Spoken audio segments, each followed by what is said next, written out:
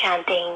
आज 23 जुलाई 2024 बाबा के महावाक्य है, मीठे बच्चे, तुम्हें टाइम पर अपने घर वापस जाना है, इसलिए याद की रफ्तार को बढ़ाओ। इस दुख धाम को भूल शांति धाम और सुख धाम को याद करो। प्रश्न है, कौन सा एक गुह्य राज तुम मनुष्यों को सुनाओ तो उनकी बुद्धि में हलचल मच जाएगी? उत्तर है, उन्हें गुह्य राज सुनाओ कि आत्मा इतनी छोटी बिंदी है, उसमें फॉरएवर पार्ट भरा हुआ है, जो पार्ट बजाती ही रहती है, कभी थकती नहीं। मोक्ष किसी को मिल नहीं सकता। मनुष्य बहुत दुख देखकर कहते हैं मोक्ष मिले तो अच्छा है, लेकिन अविनाशी आत्मा पाट बजाने के बिना रह नहीं सकती। इस बात को सुनकर उनके अंदर हलचल मच जाएगी। ओम शांति। मीठे मीठे रूहानी बच्चों को बाप समझाते हैं, यहाँ तो है रूहानी बच्चे। बाप रोज रोज समझाते हैं, बरोबर इस दुनिया में गरीबों को कितना दुख है। अभी यह फ्लड्स आदि होती हैं तो गरीबों को दुख होता है, उनके सामान आदि का क्या हाल हो जाता है। दुख तो होता है ना, अपार दुख है। साहूकारों को सुख है, परंतु वह भी अल्पकाल के लिए। साहूकार भी बीमार पड़ते हैं, मृत्यु भी बहुत होती है। आज फलाना मरा, आज यह हुआ, आज प्रेसिडेंट है, कल गद्दी छोड़नी पड़ती है। घेराव कर उनको उतार देते हैं, यह भी दुख होता है। बाबा ने कहा है, दुखों की भी लिस्ट निकालो, किस किस प्रकार के दुख है। इस दुख धाम में तुम बच्चे सुख धाम को भी जानते हो, दुनिया कुछ भी नहीं जानती। दुख धाम सुख धाम की भेंट वह नहीं कर सकते। बाप कहते हैं, तुम सब कुछ जानते हो, यह मानेंगे कि बरोबर कहते सच है। यहाँ जिसको बड़े बड़े मकान हैं, एरोप्लेन आदि हैं, वह समझते हैं कलयुग को अजन 40,000 वर्ष चलना है, बाद में सतयुग आएगा। घोर अंधियारे में है ना, अब उन्हों को नजदीक ले आना है, बाकी थोड़ा समय है। कहाँ लाखों वर्ष कहते हैं, कहाँ तुम 5,000 वर्ष सिद्ध कर बतलाते हो। यह 5,000 वर्ष के बाद चक्र रिपीट होता है। ड्रामा कोई लाखों वर्ष का थोड़े ही होगा। तुम समझ गए हो, जो कुछ होता है वह 5,000 वर्ष में होता है। तो यहाँ दुख धाम में बीमारियां आदि सब होती हैं। तुम तो मुख्य थोड़ी बातें लिख दो, स्वर्ग में दुख का नाम भी नहीं। अब बाप समझाते हैं, मौत सामने खड़ा है। यह वही गीता का एपिसोड चल रहा है। जरूर संगम युग पर ही सतयुग की स्थापना होगी। बाप कहते हैं कि मैं राजाओं का राजा बनाता हूँ, तो जरूर सतयुग का बनाएगा ना। बाबा अच्छी रीति समझाते हैं। अब हम जाते हैं सुखधाम। बाप को ले जाना पड़े, जो निरंतर याद करते हैं वही ऊंच पद पाएंगे। उसके लिए बाबा युक्तियां बतलाते रहते हैं। याद की रफ्तार बढ़ाओ। कुंभ के मेले पर भी टाइम पर जाना होता है, तुमको भी टाइम पर जाना है। ऐसे नहीं कि जल्दी जल्दी जाकर पहुंचेंगे। नहीं, यह जल्दी जल्दी करना अपने हाथ में नहीं है। यह तो है ही ड्रामा की नोंद। महिमा सारी ड्रामा की है। यहाँ कितने जीव जंतु आदि दुख देने वाले हैं। सतयुग में यह होते नहीं। अंदर ख्याल करना चाहिए, वहाँ यह होगा। सतयुग तो याद आता है ना। सतयुग की स्थापना बाप करते हैं। पिछाड़ी में सारा नटशल में ज्ञान बुद्धि में आ जाता है। जैसे बीज कितना छोटा, झाड़ कितना बड़ा है। वह तो है जड़ चीजें, यह है चैतन्य। इनका किसको पता नहीं है। कल्प की आयु लंबी चौड़ी कर दी है। भारत ही बहुत सुख पाता है, तो दुख भी भारत ही पाता है। बीमारियां आदि भी भारत में अधिक है। यहाँ मच्छरों सदृश मनुष्य मरते हैं, क्योंकि आयु छोटी है। यहाँ के सफाई करने वालों और विलायत के सफाई करने वालों में कितना फर्क है। विलायत से सारी इन्वेंशन यहाँ आती है। सतयुग का नाम ही पैराडाइज है। वहाँ सब सतु प्रधान है। तुमको सब साक्षात्कार होंगे। यह है अब संगम युग, जबकि बाप बैठ समझाते हैं, समझाते रहेंगे। नई नई बातें सुनाते रहेंगे। बाप कहते हैं दिन प्रतिदिन गोये गोये बातें सुनाता हूँ। आगे थोड़े ही पता था बाबा इतनी बिंदी है, उनमें सारा पाठ भरा हुआ है फॉरएवर। तुम पाठ बजाते आए हो। तुम किसको भी बताओ तो बुद्धि में कितनी हलचल हो जाएगी कि यह क्या कहते हैं। इतनी छोटी बिंदी में सारा पाठ भरा हुआ है, जो बजाते ही रहते हैं, कब थकते नहीं है, किसको भी पता नहीं। अभी तुम बच्चों को समझ पड़ती जाती है कि आधा कल्प है सुख, आधा कल्प है दुख। बहुत दुख देखकर ही मनुष्य कहते हैं इससे तो मोक्ष पाले। जब तुम सुख में शांति में होंगे, वहाँ थोड़े ही ऐसे कहेंगे यह सारी नॉलेज अभी तुम्हारी बुद्धि में है। जैसे बाप बीज होने कारण उसके पास सारे झाड़ की नॉलेज है। झाड़ का मॉडल रूप दिखाया है, बड़ा थोड़े ही दिखा सकते। बुद्धि में सारी नॉलेज आ जाती है, तो तुम बच्चों की कितनी विशाल बुद्धि होनी चाहिए। कितना समझाना पड़ता है। फलाने फलाने इतने समय बाद फिर आते हैं पाठ बजाने। यह कितना बड़ा ह्यूज ड्रामा है। यह सारा ड्रामा तो कभी कोई देख भी ना सके, इम्पॉसिबल है। दिव्य दृष्टि से तो अच्छी चीज देखी जाती है। गणेश, हनुमान, यह सब है भक्ति मार्ग के, परंतु मनुष्यों की भावना बैठी हुई है तो छोड़ नहीं सकते। अब तुम बच्चों को पुरुषार्थ करना है। कल्प पहले मिसल पद पाने के लिए पढ़ना है। तुम जानते हो पुनर्जन्म तो हर एक को लेना ही है। सीढ़ी कैसे उतरे हैं यह तो बच्चे जान गए हो। जो खुद जानते हैं वह औरों को भी समझाने लग पड़ेंगे। कल्प पहले भी यही किया होगा। ऐसे ही म्यूजियम बनाकर कल्प पहले भी बच्चों को सिखाया होगा। पुरुषार्थ करते रहते हैं, करते रहेंगे।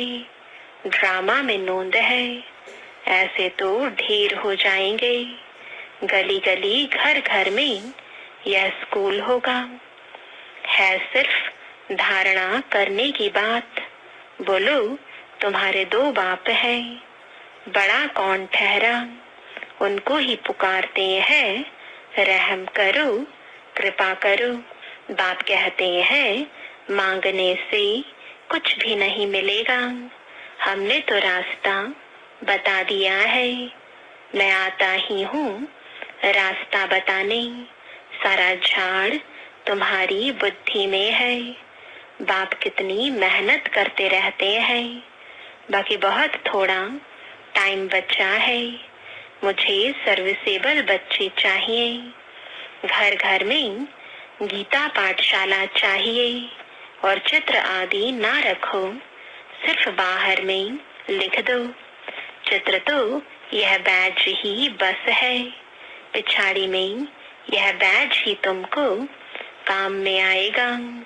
इशारे की बात है, मालूम पड़ जाता है बेहद का बाप जरूर स्वर्ग ही रचेंगे। तो बाप को याद करेंगे, तब तो स्वर्ग में जाएंगे ना। यह तो समझते हो हम पतित हैं, याद से ही पावन बनेंगे और कोई उपाय नहीं। स्वर्ग है पावन दुनिया।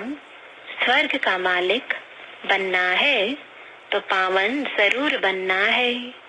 स्वर्ग में जाने वाले फिर नर्क में गोते कैसे खाएंगे?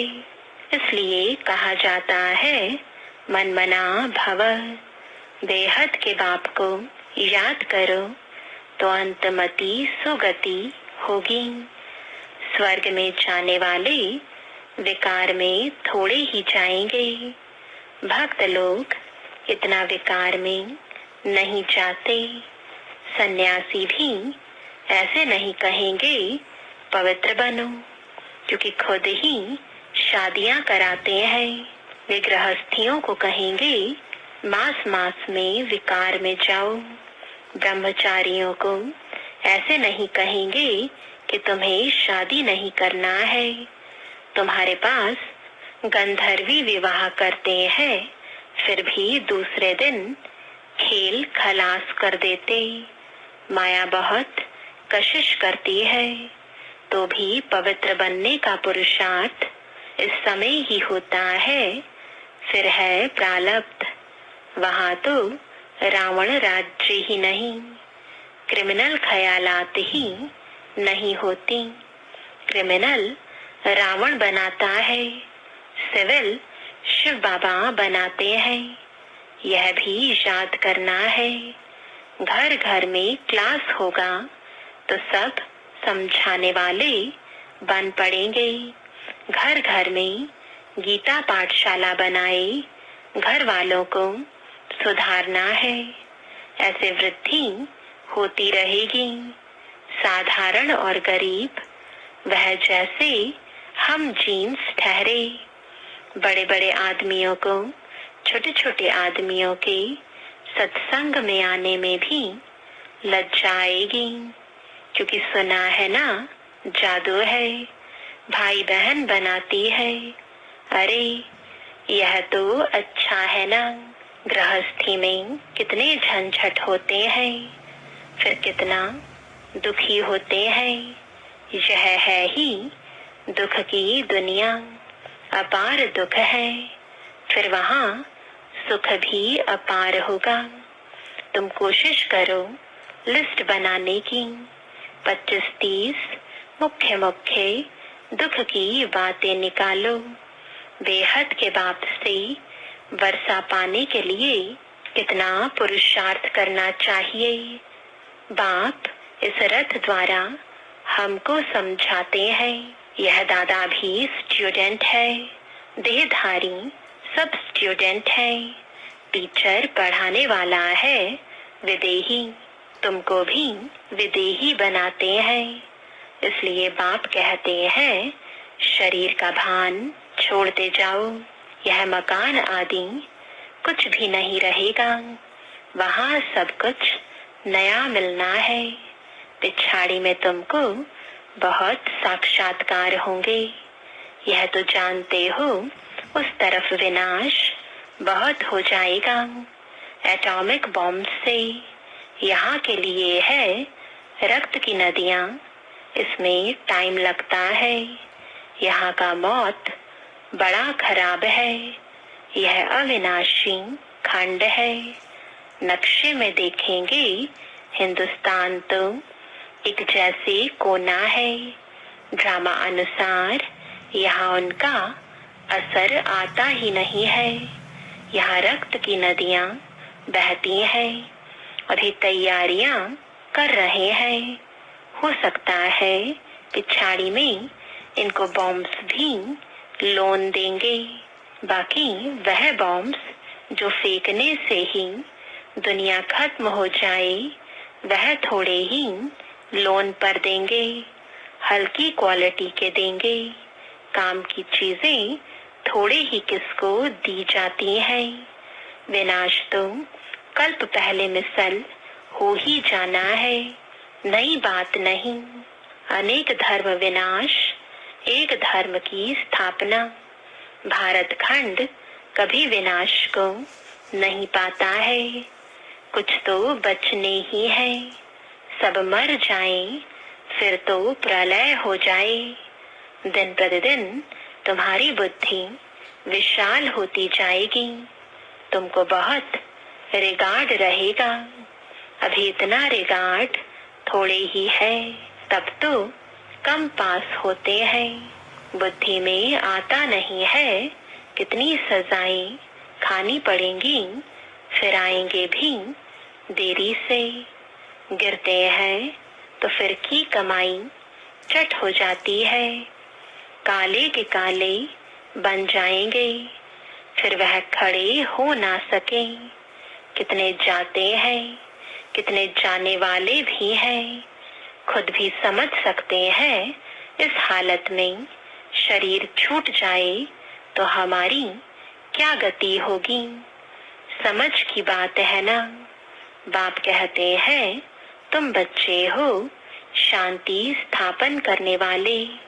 तुम्हारे में ही अशांति होगी तो पद भ्रष्ट हो जाएगा। किसको भी दुख देने की दरकार नहीं है। बाप कितना प्यार से सबको बच्चे बच्चे कहकर बात करते हैं। बेहद का बाप है ना सारी दुनिया की। इसमें नॉलेज है तब तो समझाते हैं। इस दुनिया में कितने प्रकार के दुख हैं। ढेर दुख की बातें तुम लिख सकते हो। जब तुम यह सिद्ध कर बताएंगे तो समझेंगे कि यह बात तो बिल्कुल ठीक है। यह अपार दुख तो सिवाय एक बाप के और कोई दूर कर नहीं सकते। दुखों की लिस्ट होगी तो कुछ न कुछ बुद्धि में बैठेगा। बाकी तो सुना अनसुना कर देंगे। उनके लिए ही गाया जाता है ऋण यानी भीड़ क्या जाने साज से। बाप समझाते हैं तुम बच्चों को ऐसा गुलगुल बनना है। कोई अशांति गंदगी नहीं होनी चाहिए। अशांति फैलाने वाले देह अभिमानी ठहरे, उनसे दूर रहना है, छूना भी नहीं है। अच्छा, मीठे मीठे सिकिलदे बच्चों प्रति माता पिता बाप दादा का याद प्यार और गुड मॉर्निंग। रूहानी बाप की रूहानी बच्चों को नमस्ते।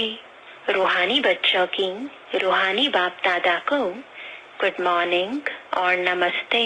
धारणा के लिए मुख्य सार है। पहला, जैसे पढ़ाने वाला टीचर विदेही है, उसे देह का भान नहीं, ऐसे विदेही बनना है।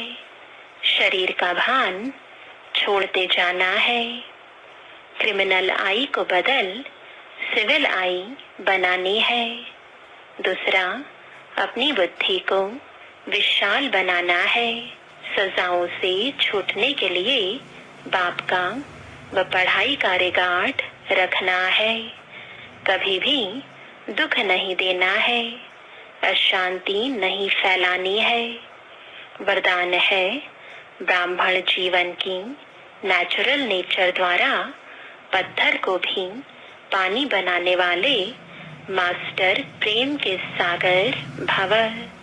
जैसे दुनिया वाले कहते हैं कि प्यार पत्थर को भी पानी कर देता है, ऐसे आप ब्राह्मणों की नेचुरल नेचर मास्टर प्रेम का सागर है।